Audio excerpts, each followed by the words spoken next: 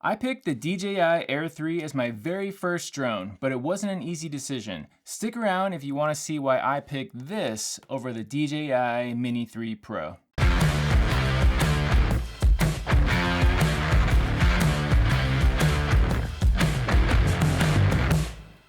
A few months ago, I decided that I wanted to get my very first drone, and after watching a ton of videos, I realized that the Mini 3 Pro was probably a good starter drone for me.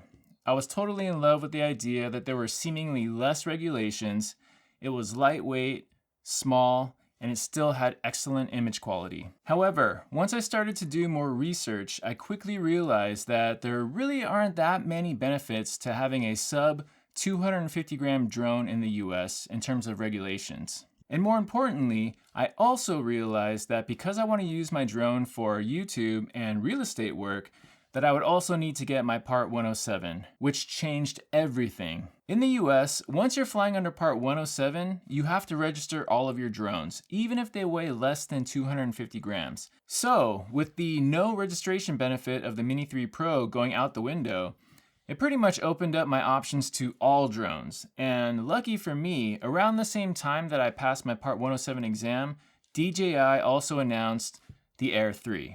Now, I don't want this video to be a spec comparison between the two drones because there are a ton of videos out there like that.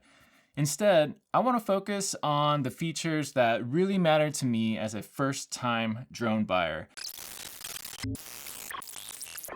I, like many of you, am on a budget, and buying your first drone is a big investment. So I wanted to make sure that I was making a good decision in terms of future-proofing. If you look at the Mini 3 Pro, it's been out for a little over a year, and it's compatible with the RC1 controller. But the RC1 controller is not compatible with the Air 3 at this time. This would lead me to believe that DJI is probably going to build their future ecosystem based on the RC2 controller and OcuSync 4. Taking those two bits of information, I thought it made the most sense to invest in a system that had the latest tech, especially considering that the Mini 4 Pro is somewhere right around the corner, and that will most certainly be compatible with the RC2 controller, not the RC1. Let's be real, as a first-time drone buyer, I need all the help I can get. I've seen way too many crash videos, and with me getting zero backing from DJI, I can't just call them up and get a new drone. The fact that the Air 3 has omnidirectional obstacle avoidance was a huge plus for me. Again, being a new drone pilot, I'm not very good at getting clean, smooth movements manually yet. The Air 3 has cruise control, waypoints, better active track. All those things are going to enable me to get better shots quicker. And not to mention, I'm usually a one-man band, so a lot of these intelligent features are kind of a necessity for me.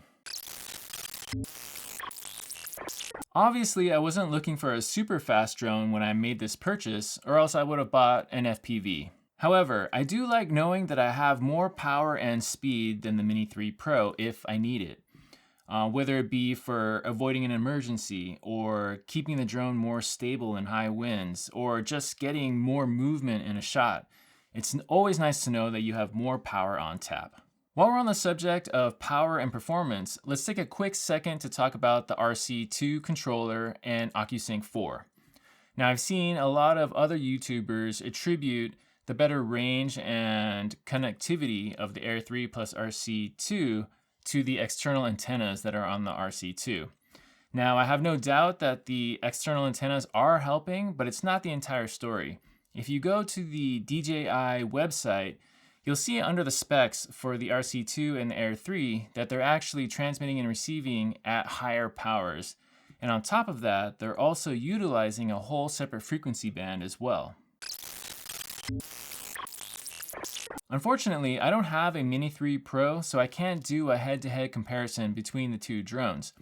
However, I have watched most of the videos out there that are comparing the two, and in my opinion, the 24mm cameras are pretty close. Many have said that the image sensors between the Mini 3 Pro and the Air 3 are identical, But that's not actually true because the Air 3, while it is the same size sensor, it's actually a backside illuminated stacked CMOS sensor, which from what I've seen does have marginally better performance. But the stacked nature of the sensor should show marked improvements in readout speed and rolling shutter performance.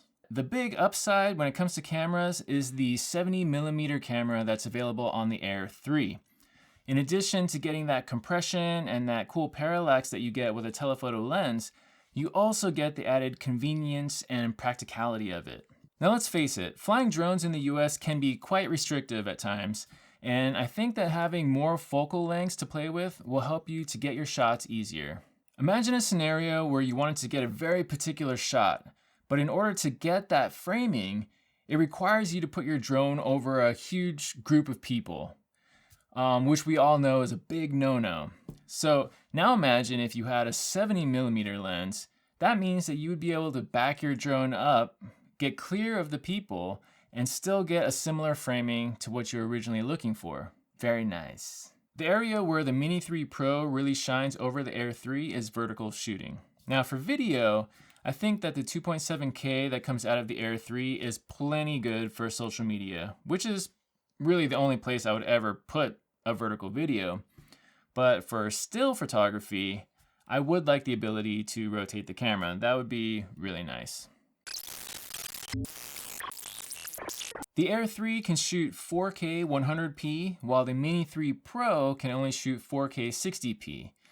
The Air 3 can also do D-Log-M, which is just a flatter profile compared to D-Cine-like that you get on the Mini 3 Pro. In my opinion, the Air 3 beats the Mini 3 Pro in pretty much every category except a few. Now, the most obvious category where the Mini 3 Pro outshines the Air 3 is in its size and weight. Even though the Mini 3 Pro's weight doesn't offer me any advantages from a regulation point of view, it's still a very attractive drone in terms of practicality and ease of travel. And that's why I still want a Mini Pro drone, but like I said earlier in the video, I'm gonna wait for the Mini 4 Pro for when I need to travel really, really light. The last con of the Air 3 is the noise it generates. Now I'm not talking about image noise, but I'm talking about audible noise generated by the propellers.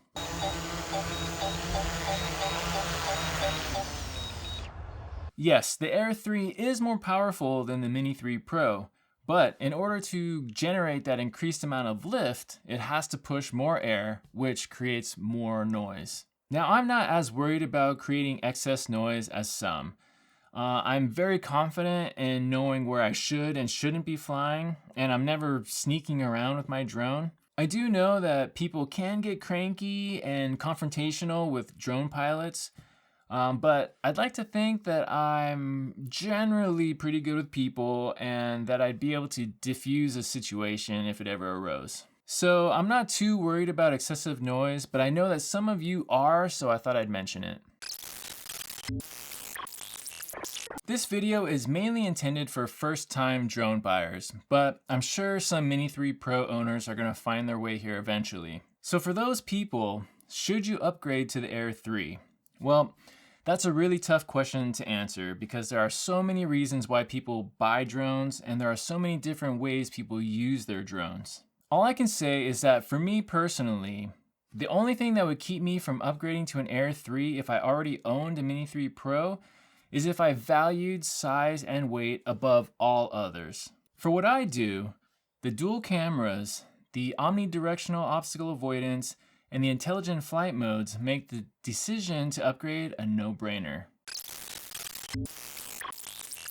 Before I end the video, I do want to say that I think the Mini 3 Pro is an amazing drone, and I'm not hating on it in any way. It just didn't make sense for me to buy it in the current landscape, with the recent release of OcuSync 4 and with a new Mini 4 Pro somewhere on the horizon. For those of you that are new to drones and are being enticed by those 250-gram minis out there, take a quick second and watch my last video where I do a little rant on the subject and why I think 250 grams in the US doesn't really mean anything.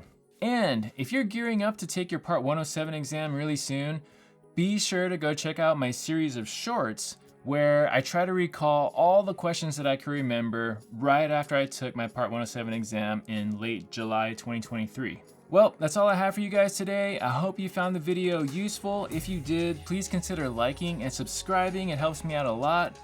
My name is Matt, and I will catch you guys in the next video. Thanks for watching. Bye.